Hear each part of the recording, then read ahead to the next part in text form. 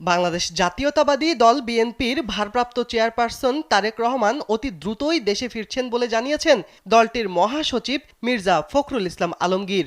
সোমবার রাত 9:30টায় গণমাধ্যমকে দেওয়া এক সাক্ষাৎকারে তিনি এ তথ্য জানান। ফখরুল বলেন, তারেক রহমানকে অন্যায়ভাবে মিথ্যা মামলা দিয়ে বিদেশে নির্বাসিত করা হয়েছে। তিনি এ আন্দোলনে সর্বাত্মক সহযোগিতা করেছেন। তাকে অবিলম্বে দেশে ফিরিয়ে আনার ব্যবস্থা করা হচ্ছে। ফখরুল আরও বলেন, সিদ্ধান্ত হয়েছে বেগম খালেদা জিয়াকেও অবিলম্বে মুক্তি দেওয়া হবে। মুক্তি দেওয়া হবে সেসব মানুষকে যাদেরকে রাজনৈতিক কারণে বন্দী করে রাখা হয়েছিল।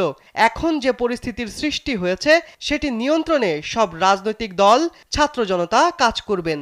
দেশবাসীর প্রতি আহ্বান জানিয়ে বিএনপি মহাসচিব বলেন, আমরা একটি বড় বিজয়, বড় সাফল্য পেয়েছি।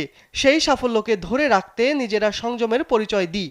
ক্রোধ, ঘৃণা বা প্রতিহিংসার বশবর্তী না হয়ে কাউকে আক্রমণ না করি, কোনো প্রতিষ্ঠানের ক্ষতি না করি, বিশেষ করে আমাদের ধর্মীয় সংখ্যালঘু ভাইদের যেন আক্রমণ না করি।